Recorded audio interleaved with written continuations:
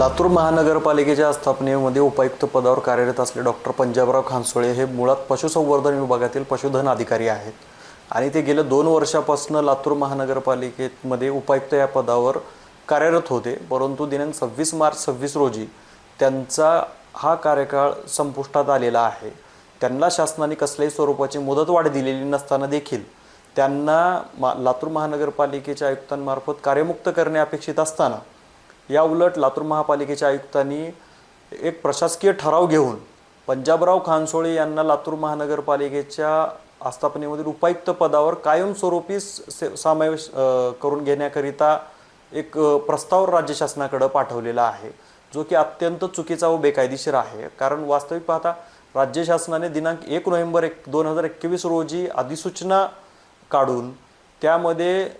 राज्यातील सर्व महानगरपालिकेमध्ये उपायुक्त व सहाय्यक आयुक्त पदावर मुख्य अधिकारी संवर्ग अ आणि संवर्ग ब या अधिकाऱ्यांच्या नेमणूक करण्याबाबत निर्देशित केलेले असताना लातूर महानगरपालिकेच्या आयुक्तांनी पंजाबराव खानसोळे यांना सेवेत समावेश करून घेण्यासाठी असा स्वरूपाचा बेकायदेशीर ठराव का घेतला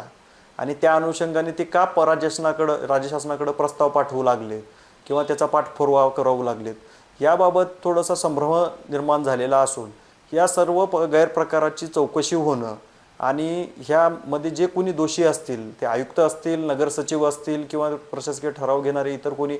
संबंधित अधिकारी असतील यांच्यावर कारवाई होणं गरजेचं आहे। कारण राज्य शासनानं काढलेली अधिसूचना पटलावर असताना